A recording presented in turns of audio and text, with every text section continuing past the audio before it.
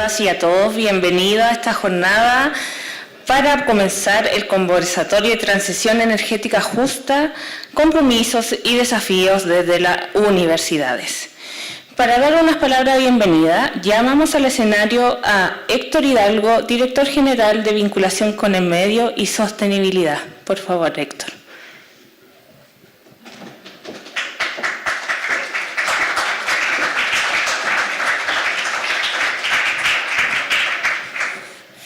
Hola, muy buenas tardes, ¿cómo están? ¿Cómo están, estimados estudiantes? ¿Bien? Oye, me alegro mucho de que estén acá y les voy a saludar primero porque ustedes para mí son muy importantes. Son, en pocas palabras, los líderes del futuro, quienes obviamente van a liderar desde sus respectivos roles, desde sus respectivas disciplinas, distintas empresas, compañías y organizaciones. Y por lo mismo, conocer de estas materias va a ser tremendamente trascendental como lo fue para mí. Yo también alguna vez, hace muchos años, sí, estuve también sentado como estudiante en alguna charla, también ingeniero, y nunca pensé que iba a terminar trabajando justamente en temas de desarrollo sustentable. Así que espero que esta tremenda y magnífica actividad les encante. También quiero agradecer a nuestros invitados, por supuesto Freddy, ¿cierto? Bueno, los tienen acá presentes, Analía, Ezio, porque hoy día vamos a conversar de un tema tremendamente importante, que por supuesto tiene técnica, tiene mucha ciencia, trabajo duro, ¿ya? Inversiones fuertes, financiamiento, qué duda cabe. Pero lo más importante, mire, que es lo que más me encanta del título de la actividad, justo, ¿ya? Que en pocas palabras también nos lleva a nosotros a ser responsables con lo que vamos aprendiendo, porque como institución, no sé si todos lo saben, pero somos una institución que está súper comprometida con estas materias. Estamos en un agresivo plan de carbono neutralidad que involucra, por supuesto, todo lo que nosotros hacemos desde el alcance 1, que son nuestras emisiones más directas, hasta las del transporte, que son las del alcance 3. Y en el alcance 2, justamente en energía. O sea, por ejemplo, todo lo que nosotros vemos acá y cómo se encienden todos estos aparatos electrónicos y eléctricos que utilizamos, justamente son hoy día en la UNAP 100% limpios. Y eso significa que hemos aprendido a hacer esta transición, a tener una especie de matriz propia desde el punto de vista de la energía que es limpia. De hecho, este campus es carbono neutral, lo cual obviamente a mí por lo menos me llena mucho de alegría. Pero la pregunta es, ¿qué hace el héroe, por así decirlo, bien ambicioso, cuando ya descubre, ¿cierto?, el premio, cuando ya aprende el camino, cuando ya sabe qué es lo que hay que hacer? Bueno, ahí viene la responsabilidad.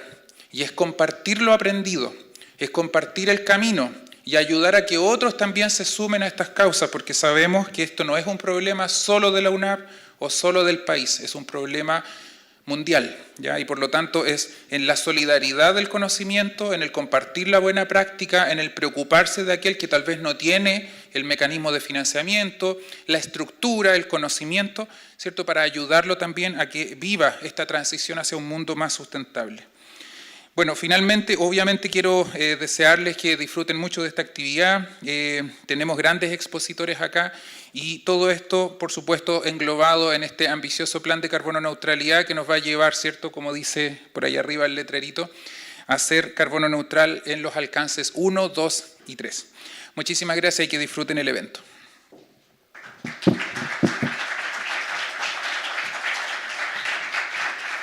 Muchas gracias, Héctor Hidalgo. Y ahora nos va a dar unas palabras Waldo Lobos, director de Codex Verde. Por favor, Waldo.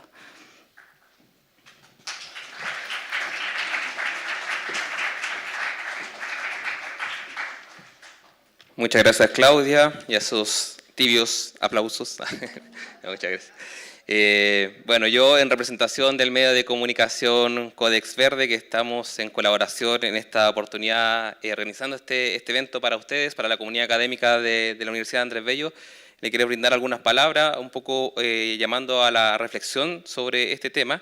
Y con esto quería comenzar con una pregunta, porque viene de cajón. ¿Cuántos de ustedes sufrieron con los cortes de luz tras el último temporal que hubo acá en la zona centro-sur? Yo creo que varios acá en este teatro, lo vimos en la televisión, de hecho creo que hay gente que todavía no recobra la luz. Bueno, hemos palpado lo complejo que puede llegar a ser para nuestra vida diaria el no contar con el suministro eléctrico, ¿cierto? El trabajo, las comunicaciones, la vinculación con nuestro círculo más cercano, la entretención, la iluminación, hasta la cocción de alimentos y el agua caliente dependen del suministro eléctrico actualmente en nuestra vida diaria. Y mientras desde la ciudad nos preguntamos aquello, si es que finalmente el sistema eléctrico está preparado para esta contingencia o para esta nueva realidad climatológica del país y del mundo, también hacemos la reflexión sobre qué pasa con esas comunidades rurales y recónditas de nuestro país que todavía no acceden a electricidad. Quizás eso es muy desconocido para muchos, pero hay miles de personas en distintas regiones, los sectores más australes, que todavía no cuentan con un suministro eléctrico permanente de energía. Y también tenemos otro problemático que se deriva de este mismo tema, que es lo que han tenido que sufrir por décadas, la contaminación ambiental en las denominadas zonas de sacrificio, tales como Coronel, Ventanas, Puchuncaví, Quintero, Tocopilla, y eso también es una problemática que atañe a este mismo tema. Entonces, como vemos, las problemáticas son múltiples y variadas y obviamente no tienen una única solución, y es por eso que se plantea la urgente necesidad de transitar hacia un sistema energético más resiliente, inclusivo y sostenible. Las universidades, como centro de formación y pensamiento crítico, tienen un rol fundamental en este desafío, porque son ustedes, estudiantes, los futuros profesionales, quienes tienen la capacidad y la responsabilidad de liderar esta transformación. A través de la investigación, la innovación y el compromiso social, pueden contribuir a desarrollar soluciones que no solamente garanticen el suministro eléctrico para todos, sino que también respeten nuestro entorno y mejoren la calidad de vida de las comunidades más vulnerables. Es por eso que hoy más que nunca debemos preguntarnos cómo podemos, desde nuestras distintas disciplinas y conocimientos, contribuir a la transición energética justa para que no dejemos a nadie atrás. Es esto lo que presentaremos en este conversatorio y esperamos que con su contribución a través de la plataforma Menti también nos podamos nutrir de sus ideas y conocimientos. Así que, sin más preámbulo, muchas gracias por asistir y la oportunidad de colaborar en este evento. Gracias.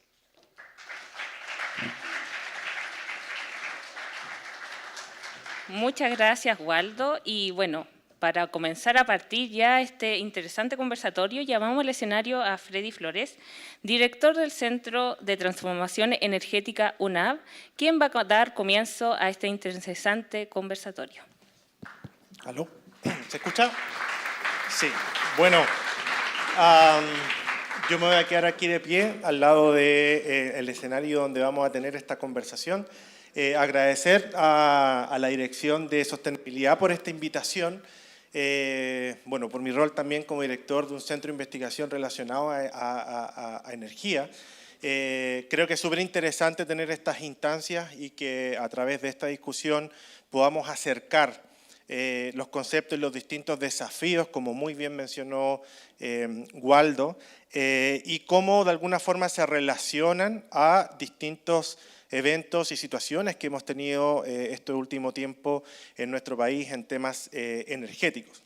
Entonces, claro, también abordando y entendiendo, en base al título, Transición Energética Justa, como el proceso que engloba la aplicación y el desarrollo de distintas tecnologías, de distintos procesos tanto normativos, económicos, es todo un ecosistema que va a permitir caminar hacia la carbono neutralidad en nuestro sistema eléctrico, en la industria y en el modo en cómo nosotros también consumimos la energía hoy en día. Entonces este espacio busca eso y para esta conversación contamos con excelentes invitados, los cuales vamos a invitar a subir al escenario.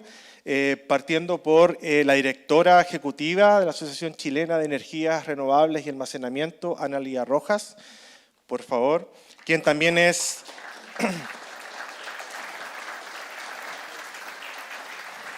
muchas gracias, Ana Lía, quien también es economista licenciada en Ciencias Económicas y Administrativas de la Pontificia Universidad Católica de Chile, con más de 23 años de experiencia trabajando en el sector eléctrico. Y es súper relevante también porque presidente de la primera asociación de mujeres en energía en Chile. Y ese es otro tema relevante dentro del sector y dentro del momento que estamos viviendo como sociedad a través de la implementación y desarrollo de este tipo de tecnología. Nuestro segundo invitado, Ezio Costa, abogado y doctor en Derecho de la Universidad de Chile, magíster en Regulación de la Escuela Económica y Ciencias Políticas de Londres, Reino Unido. Actualmente profesor también de la Universidad de Chile. ¿Okay? Entonces vamos a, sí, es como si nos vamos a poner cómodos ahora.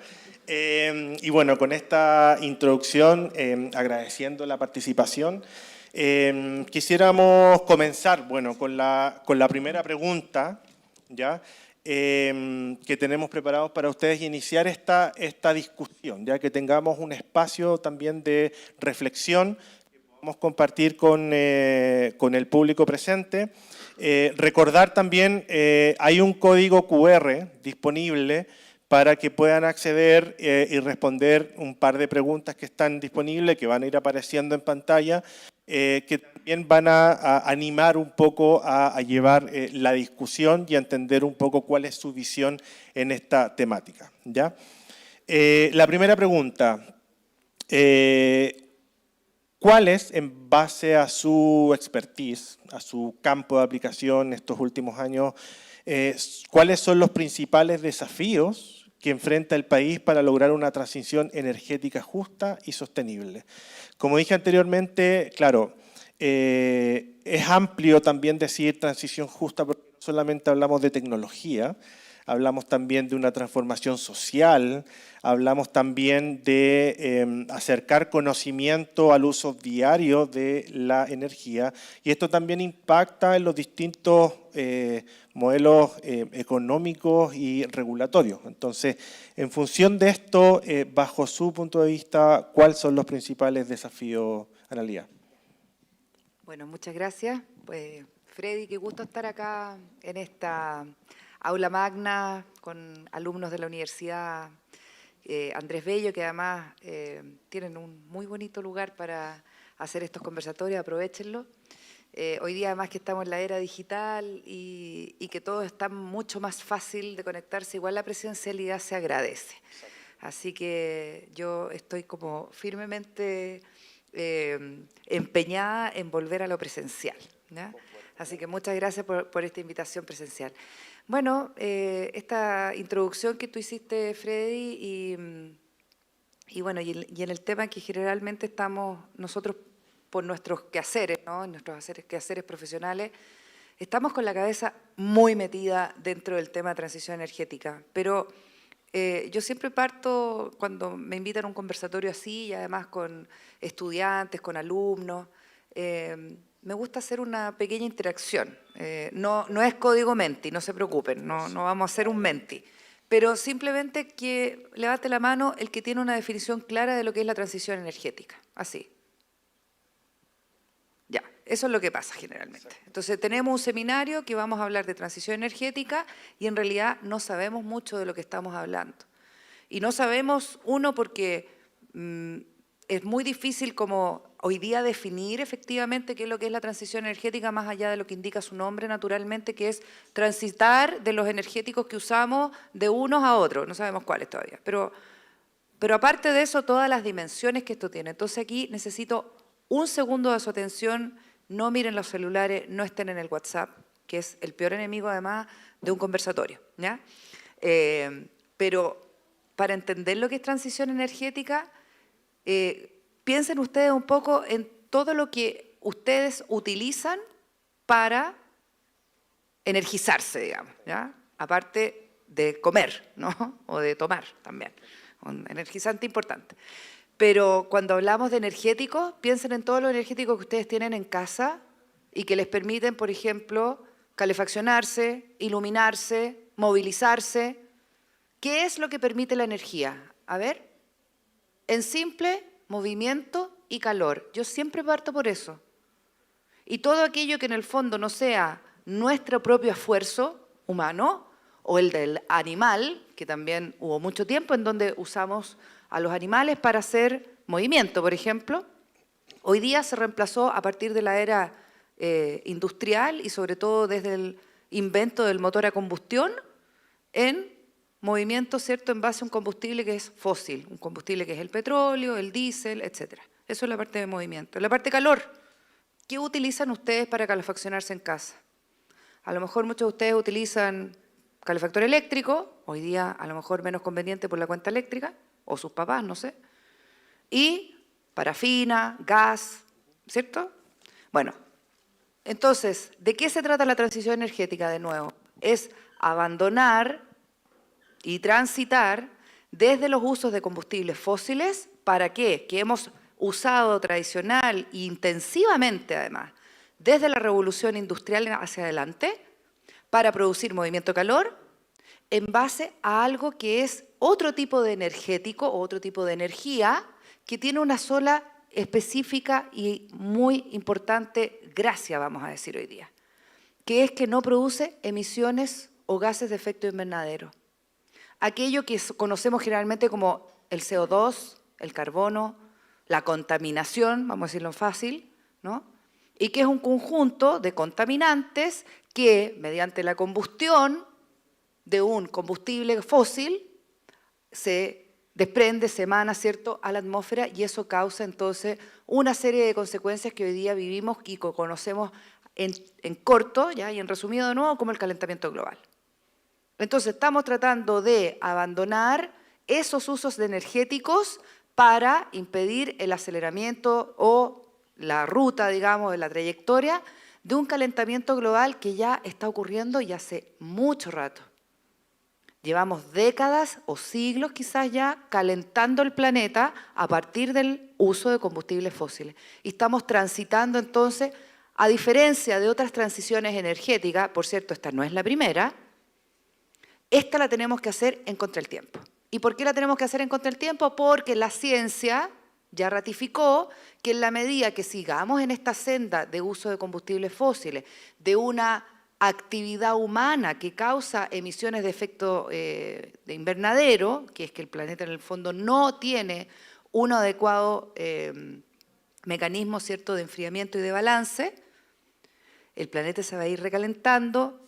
La meta, digamos, es no permitir que el calentamiento supere entre 1,5 y 2 grados Celsius de aquí al 2050, pero ya entendemos, porque no hemos sido capaces de cambiar las trayectorias de consumo fósil, que ese calentamiento ya está por sobre, digamos, los índices o los indicadores de temperatura que eran posibles o ostensibles o deseables de mantener. ¿Para qué? Para mantener los ecosistemas tal cual nosotros los conocemos. Ya, entonces, primera definición, transición energética. Los voy a dejar así porque si no voy a hablar todo el día. Pero creo que es importante que ustedes vean, o sea, el que está ahí en la mitad de la sala y que está googleando o está chateando, use su teléfono para ver la definición de transición energética y van a salir 1000 cosas. Hay 1000 definiciones, muchos videos, léanlo, dense un segundo, lo pueden poner en TikTok también, ¿ok? Y ahí les va a salir una definición corta de lo que es la transición energética y por qué es necesaria hacerla. Gracias. Sí, qué interesante forma de comenzar, de aterrizar un concepto tan importante en nuestro día a día, ¿no? Y claro, entendiendo que como seres humanos necesitamos de energía para desarrollar... Está ligado al confort, además. Claro, nuestras actividades, nuestro confort, nuestra comodidad, internet, teléfono, computador, etcétera. Pero también esto se desarrolla y se necesita en otros ámbitos también industriales, se necesita en otros ámbitos de desarrollo tecnológico donde esta forma de consumo empieza a tener un efecto mucho más relevante porque se incrementan las emisiones, se incrementan los procesos. Entonces, en este sentido, es lo que la transición energética aborda como la electrificación del consumo, por ejemplo, ¿ya? Y que permite la transición, por ejemplo, del uso de combustibles fósiles a el uso de electricidad basada en energía limpia. En este aspecto hay muchos desafíos, depende de la industria, depende de la tecnología en la cual podamos conversar, de cómo nos movemos, cómo nos calentamos, y hoy día entendiendo que Chile tiene una industria extractiva que también consume mucha energía. En función de estos diferentes temas que se desprenden, ¿cuál creen ustedes que son, por ejemplo, ciertos desafíos que podemos comenzar a comentar, a discutir y que son relevantes para avanzar en esta materia? Eso. Vale, bueno, muchas gracias por la invitación, muchas gracias a ustedes por darse el tiempo de venir. A ver, yo también voy a partir con las definiciones, pero con otra definición que es la definición de la transición ecológica, completa, no solo energética. Y la voy a hacer muy simple. Transición es cambiar de una cosa a otra, eso es. Ahora, ¿por qué cambia uno de una cosa a otra? ¿Porque quiere o porque no tiene otra opción? El mundo está cambiando, nuestro mundo social está cambiando no porque quiera, porque no tiene otra opción. Porque si deja de llover, dejamos de poder plantar una serie de cosas que comemos. Y dejamos de comerlas no porque queramos, sino que porque no tenemos opción. Porque ya no crecen, porque ya no llueve. ¿Y por qué no llueve? Porque hay cambio climático. ¿Y por qué hay cambio climático? Porque quemamos petróleo y carbón durante muchos años y lo seguimos haciendo y seguimos creciendo en esa quema de petróleo, carbón, gas y otros combustibles fósiles. Y cortando árboles y otras cosas. Ok. Entonces, cambio. El cambio va a suceder. Y ese cambio puede ser positivo o negativo, puede ser justo, puede ser injusto, puede ser guiado o puede no ser guiado. Si seguimos como vamos, digamos, si seguimos haciendo todo exactamente igual como lo hemos hecho hasta ahora, el mundo va a cambiar muchísimo de manera muy injusta, porque los que van a perder van a ser las personas más pobres. Si alguna vez le han dicho que el cambio climático nos afecta a todos, eso no es verdad. El cambio climático nos afecta a todos, pero afecta muchísimo más a unos que a otros. A la persona que puede comprarse un aire acondicionado en el verano, le afecta infinitamente menos la ola de calor que a la persona que no puede comprarse un aire acondicionado en el verano. Entonces, cuando hablamos de transición justa, de cualquier tipo, lo que estamos hablando es, oiga sociedad, oiga Estado, oiga comunidad, en este cambio que está sucediendo, o usted toma en cuenta a los que quedan en peor posición, o nuestro cambio va a producir que esos en peor situación empeoren aún más. Entonces, transición, cambio, justicia, distribución, ¿no? ¿Quiénes se llevan las cargas, quiénes se llevan los beneficios? La transición energética. La transición energética tiene obviamente un desafío en esta materia. Grande, porque la sustitución tecnológica es una cuestión que puede ayudar en una variable, que es el clima, pero puede empeorar otras variables de nuestros problemas ecológicos. Si cambiamos los autos a combustión interna por autos a baterías de litio, ¿de dónde va a salir ese litio? De los salares del norte de Chile. Uy, empleo, sí, empleo, pero se murieron los salares. Y la gente que vive ahí, se murieron sus culturas. Y la biodiversidad que hay ahí, se fregó esa biodiversidad. Entonces, quizás hay un costo, ¿no? No es solamente, bueno, para salvar el clima, destruyamos biodiversidad en otros lugares, porque esa muerte de biodiversidad es un perjuicio, en este caso para el país, pero también para las personas que allí habitan. Si cambiamos los autos a combustión interna por autos eléctricos, ¿se soluciona alguno de los problemas que tenemos en la ciudad? Ninguno. Quizás el ruido, un poco las emisiones atmosféricas, un poco. Y el resto, seguimos igual. ¿Qué vamos a hacer con los autos a baterías después? Ahí vamos a tener un montón de residuos que, de nuevo, vamos a tener un nuevo problema que es dónde ponerlo. Y así, ¿no? No hagamos autos a batería, hagamos autos a hidrógeno verde. Bueno, ¿dónde se hace el hidrógeno verde? ¿Cómo se hace el hidrógeno verde? Hay que sacar agua del mar, desalarla, llevarla a una planta y en esa planta ocupar una cantidad de energía inmensa que proviene de miles de hectáreas de molinos de viento puestos en suelo donde algo vivía y ya no vive, para poder llevar ese hidrógeno verde y que usted conduzca su auto y qué sé yo. Que es el confort del que hablaban, ¿no? ¿Cuánto confort es soportable por la Tierra? ¿Y quién se lleva ese confort? ¿Nos lo llevamos todos? No, para nada. Si uno mira un gráfico, les recomiendo de nuevo, si quieren googlear en algún minuto, hay una organización que se llama Oxfam, Oxfam, que se ha dedicado a la pobreza en el mundo durante mucho tiempo, y hace una medición de las emisiones de gases de efecto invernadero por clase social. El 1% emite más o menos lo mismo que el 50%, el 1% más rico, lo mismo que el 50% más pobre. O sea, ¿el problema son las emisiones? ¿O es otra cosa? ¿O el problema tiene que ver con quién, para qué, cuánto confort? ¿Por qué no tiene límites eso? ¿Por qué alguien puede tomar un jet privado y volar a la esquina si quiere todos los días? Porque tiene la plata nomás. Pero eso no contribuye en nada a la justicia, no contribuye en nada a la protección del medio ambiente. Entonces, cuando hablamos de una transición energética justa, el primer desafío es entender dónde vamos a poner la justicia. Si es que la vamos a poner, primero que nada. ¿La vamos a poner? ¿Nos vamos a preocupar en realidad? ¿O vamos a hacer simplemente una sustitución tecnológica? Si es una sustitución tecnológica, bien. Igual hay una transición energética, sin variables de justicia. Igual vamos a quizás ayudar, no quizás, vamos a ayudar muy probablemente a la cuestión del cambio climático, pero vamos a generar otros problemas. Y entonces, para cerrar la respuesta, lo más importante es mirar cómo una supuesta solución produce nuevos problemas. Esto es no solo en la transición energética, esto es en la vida.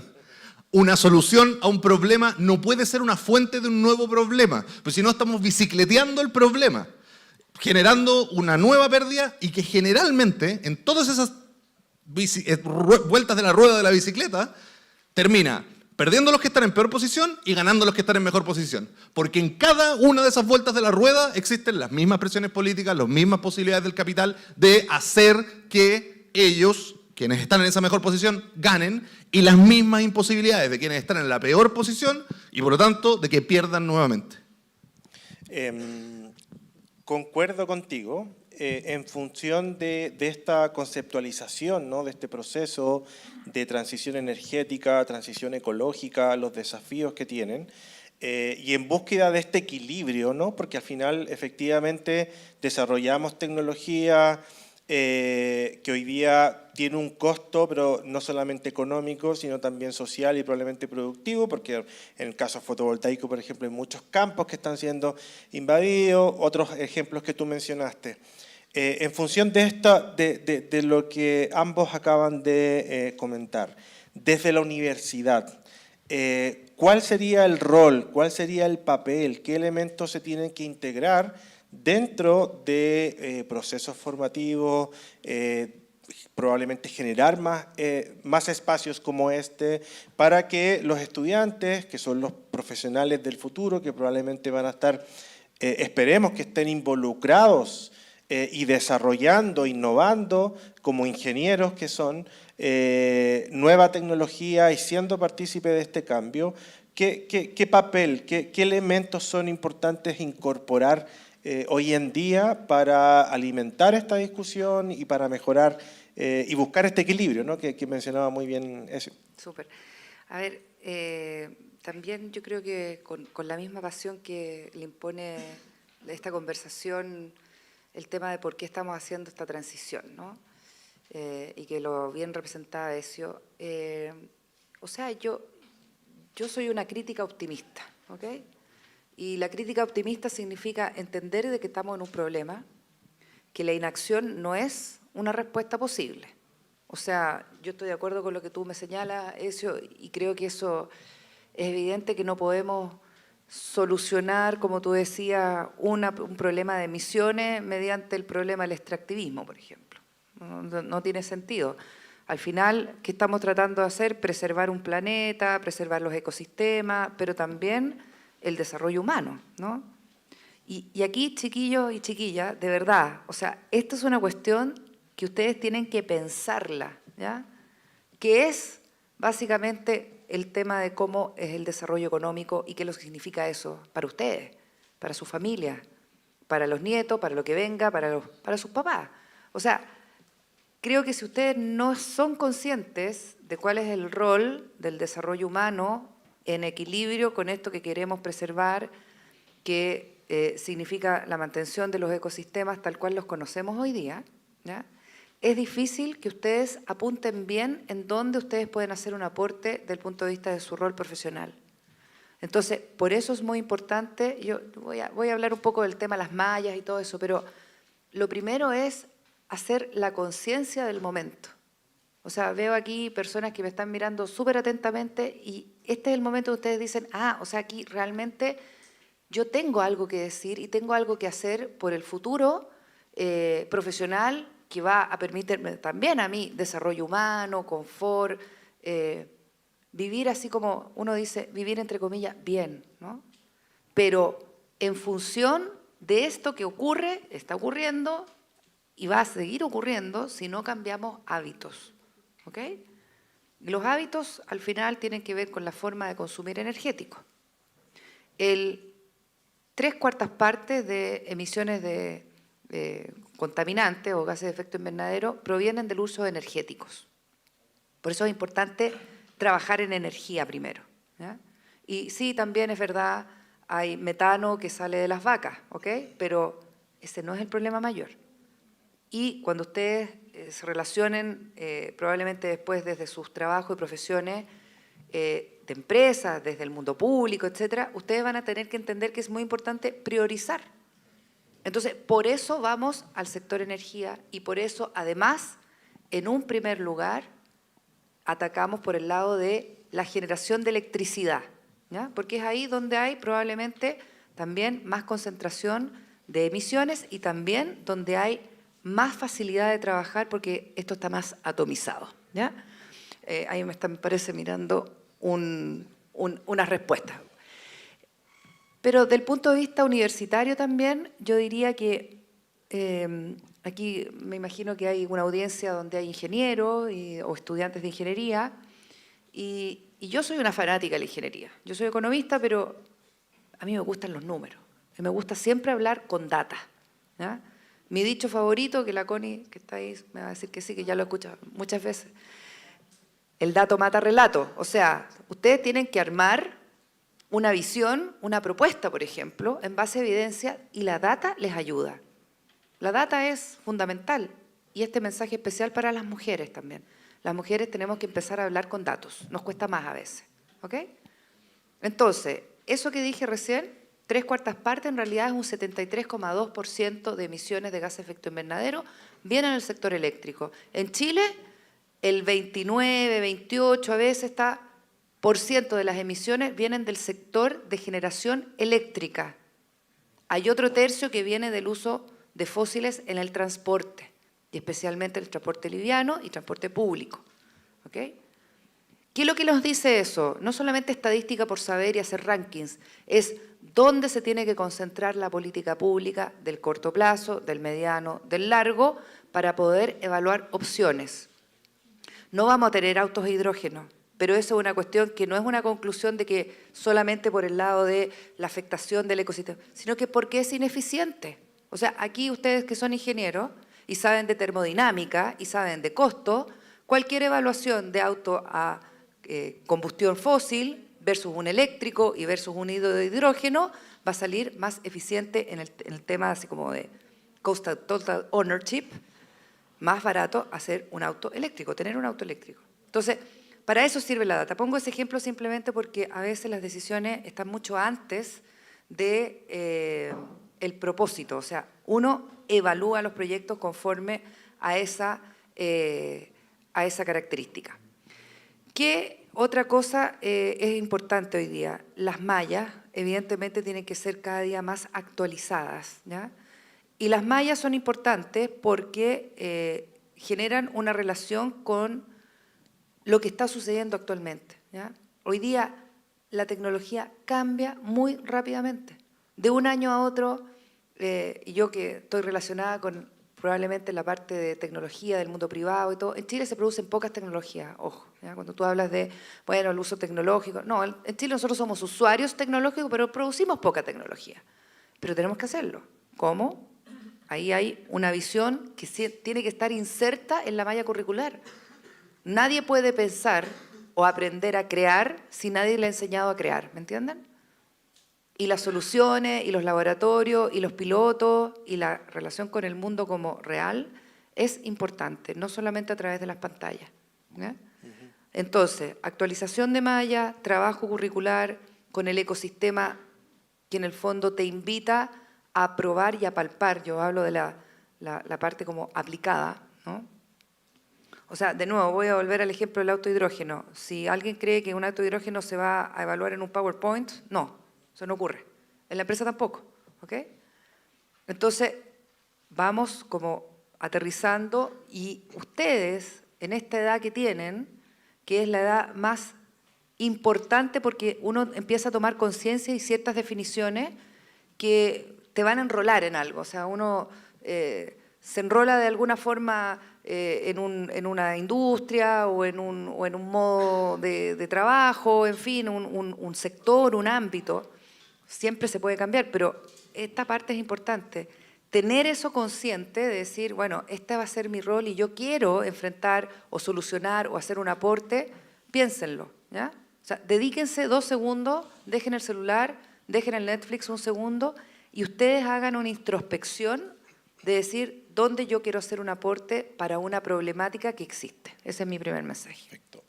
Basándome en tu comentario, que concuerdo plenamente, yo también soy de formación ingeniero, bueno, formación o de formación, cada uno lo puede interpretar. Y claro, desde ese punto de vista existe un llamado, ¿no? O una definición de como ingeniero resolver problemas tecnológicos hoy en día, abriendo incluso las puertas a la innovación que permita desarrollar tecnología desde Chile, ¿no? Y esto lo quiero conectar con la pregunta que le quiero realizar a Ezio respecto a esto mismo, ¿no? Existe una visión ingeniería, existe desde la ingeniería, existe una visión desde producto, de soluciones y que podemos y estamos desarrollando mallas más actualizadas apuntando a eso, incluso innovación. ¿Crees tú que la parte de una formación más integral respecto a este desarrollo de tecnología y el impacto y el equilibrio con el medio ambiente que tú mencionabas es necesario? ¿Cómo se podría abordar desde este punto de vista desde las universidades? Gracias. A ver, la respuesta es sí, ¿no? Obvio, pero la voy a alargar porque si no es fome. La primera cuestión probablemente importante en la formación de ustedes, que ustedes pueden hacer sin perjuicio de que sus profesores les ayuden o les entorpezcan, es hacerse preguntas críticas sobre aquello que están escuchando y aprendiendo. Eso es fundamental, de nuevo, no solo en la ingeniería, en la vida, como no creer directamente lo que a uno se le está diciendo, no porque el otro vaya a decir una mentira, sino que porque todo puede tener distintas visiones, todo puede tener distintos lentes con los cuales observar. Los lentes con los que usualmente a los estudiantes de ingeniería, también hago clases en ingeniería en la Universidad de Chile, entonces tengo alguna experiencia en esto, los lentes con los que suele formarse a los estudiantes de ingeniería son lentes que miran procesos y son capaces de entender en un proceso un funcionamiento determinado, sus fallas, las posibilidades de mejora. Son unos lentes que a mi juicio son muy útiles en la vida y en el mundo, los que ustedes están adquiriendo.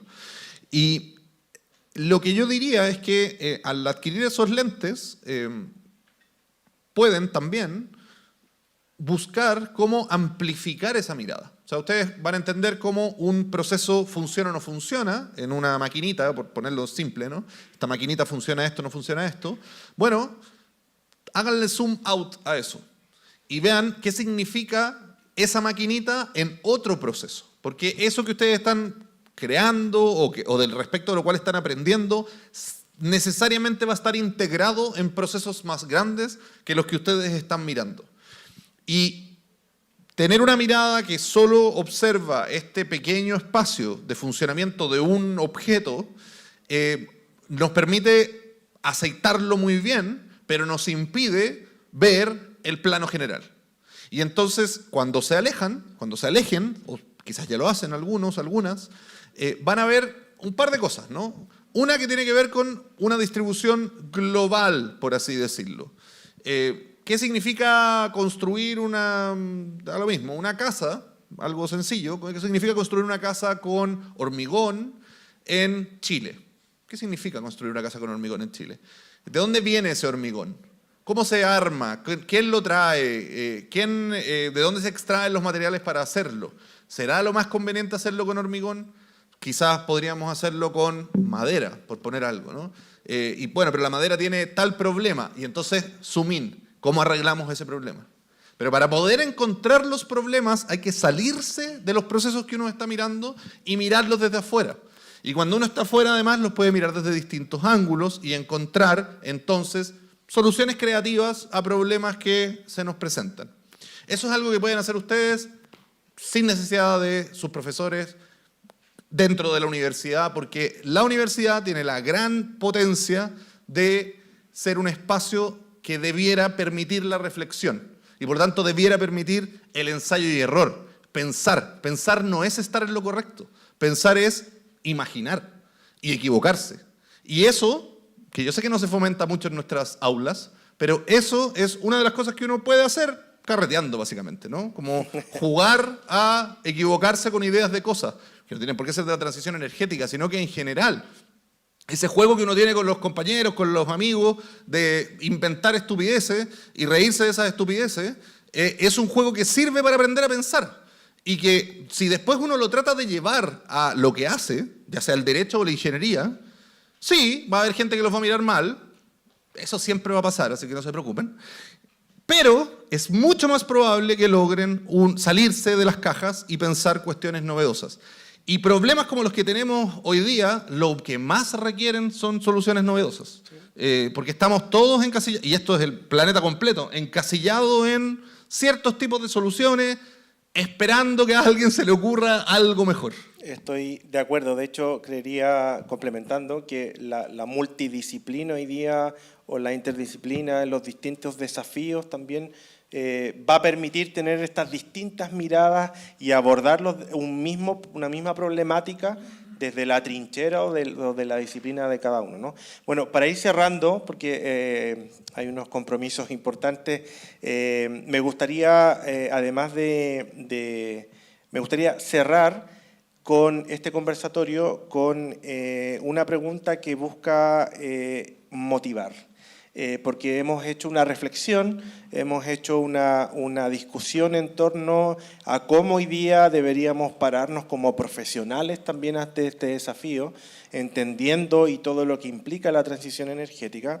Me gustaría preguntarles por si tienen algún caso de éxito o alguna idea, algún proyecto que a ustedes les haya llamado la atención, que pueda involucrar, que pueda invitar a los estudiantes, a los académicos a decir, ¿sabes qué? Sí podemos, se me ocurre esta idea. Nosotros como universidad estamos tratando de generar espacios de diferentes formas, ¿no?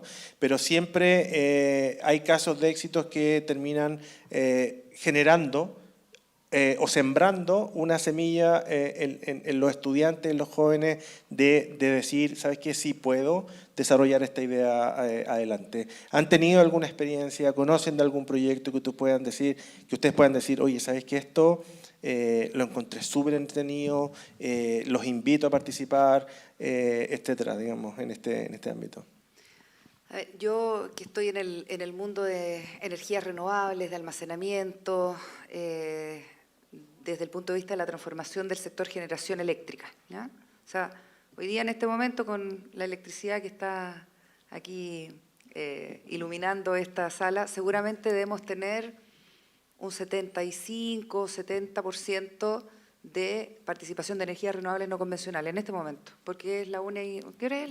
¿Las 3? Las 3, Las sí. 3 de la tarde. De hecho tenemos panel en el techo, así que también estamos... Entonces tenemos un mix del panel que está aquí en el techo solar de la universidad y también, si es que hay alguna necesidad de la red, estamos con ese porcentaje de participación de energías renovables y eso para mí es una buena noticia, ¿ya? Entonces, preguntarnos qué es lo que en el fondo está permitiendo ciertos usos en este momento cuando estoy cargando el celular, etcétera, y hacer el vínculo, el link de que hay una matriz energética y eléctrica que está funcionando conforme a esa necesidad que tú tienes hoy día.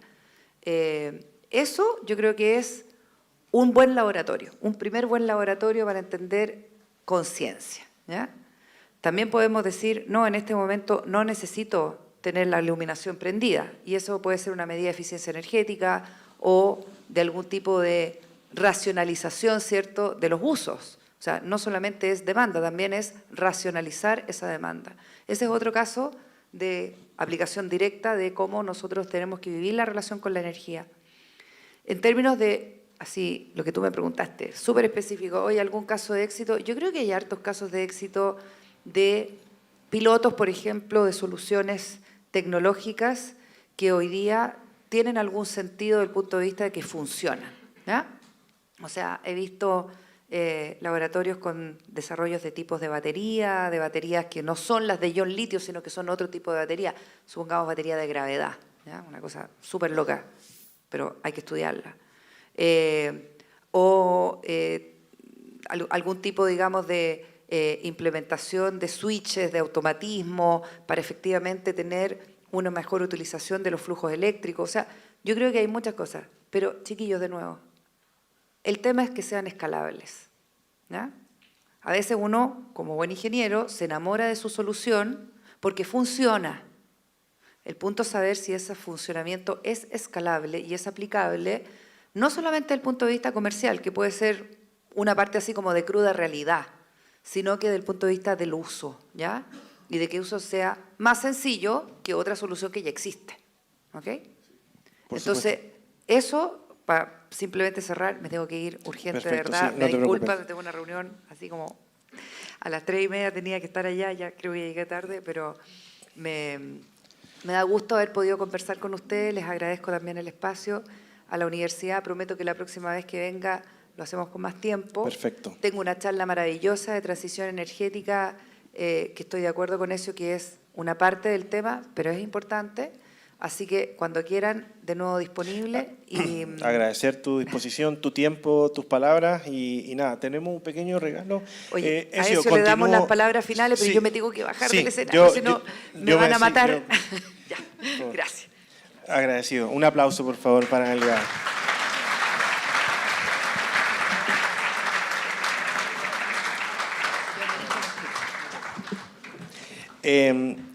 Continuando con la misma línea, Ezio, ideas, proyectos o ciertas actividades que tú hayas visto que hay un espacio de trabajo, hay un espacio que tú puedas invitar a los estudiantes a revisar casos de éxito, etcétera. Es una pregunta amplia, pero lo que buscamos es cómo hoy día, a través de ciertas ideas, como conceptos que mencionó Analia, podemos motivar a los estudiantes a seguir en esta línea y a desarrollar soluciones, digamos. Sí, yo voy a tomar un camino totalmente distinto que tiene que ver con mi posición y las cosas que yo he hecho, que es el siguiente.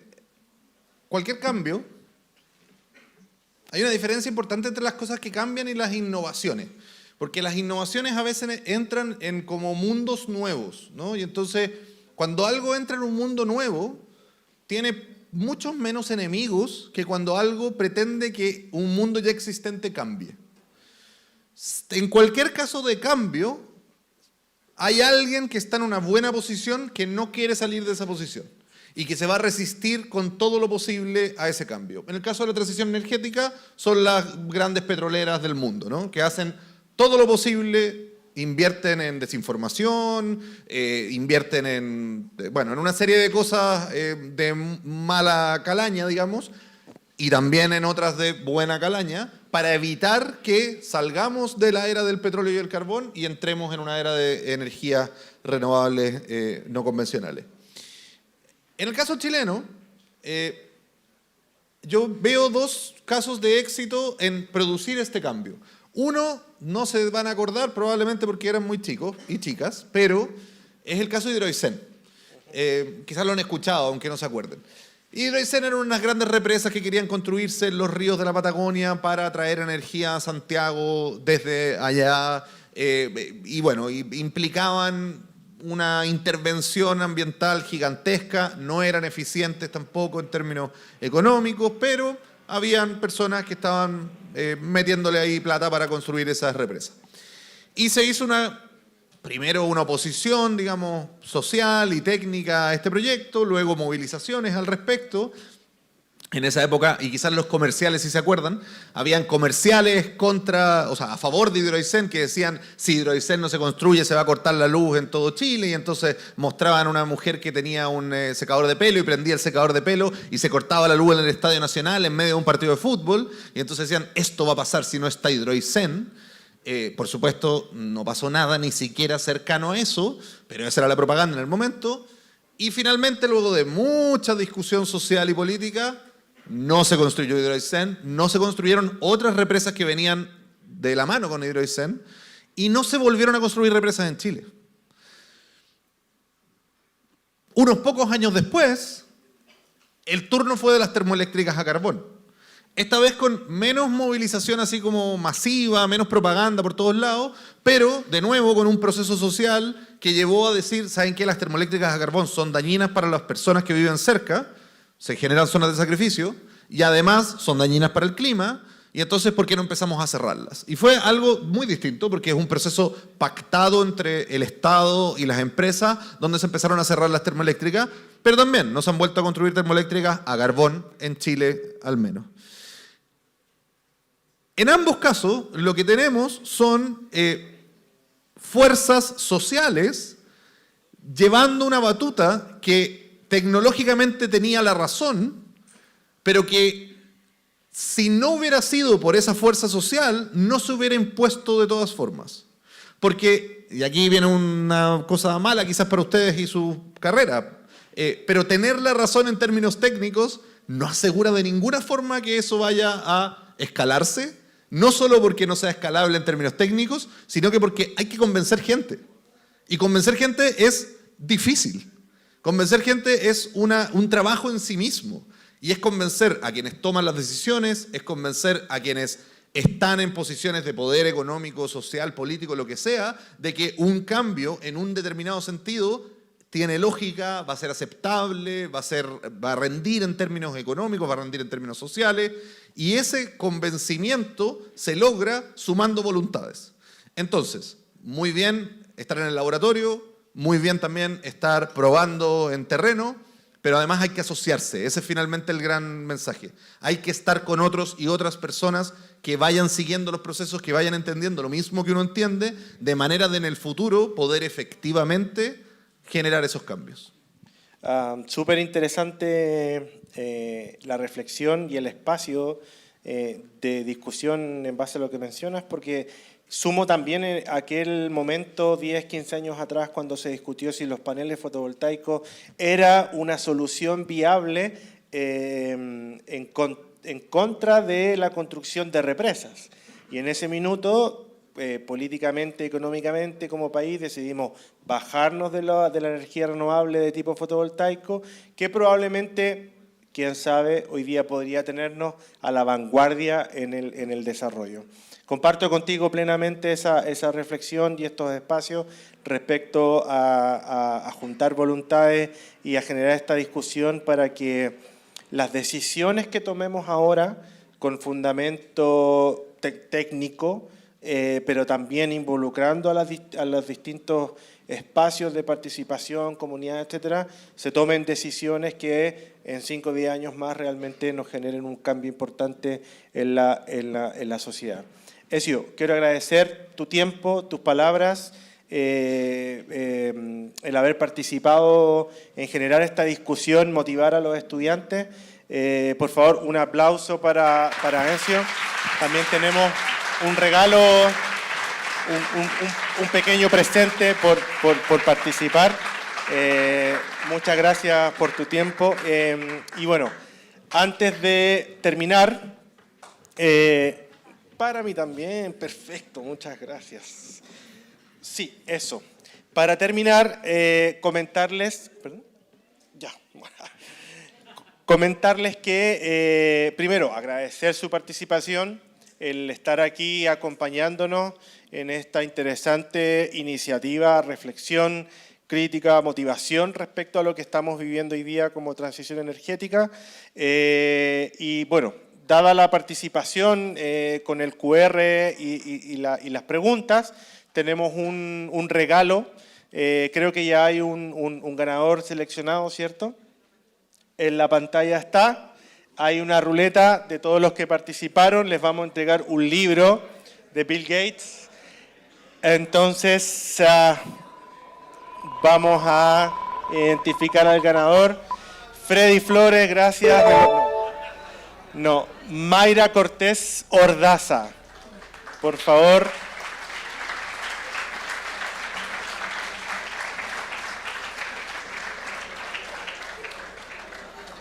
Libro de Bill Gates, por favor. Así que... perdón, ahí sí.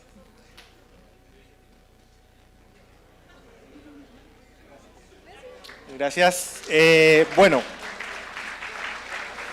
con la entrega de este premio concluimos la actividad. Agradezco su participación, agradezco nuevamente a la Dirección de Sostenibilidad por la invitación y los invito a un coffee ahora que está afuera. Así que eso, gracias.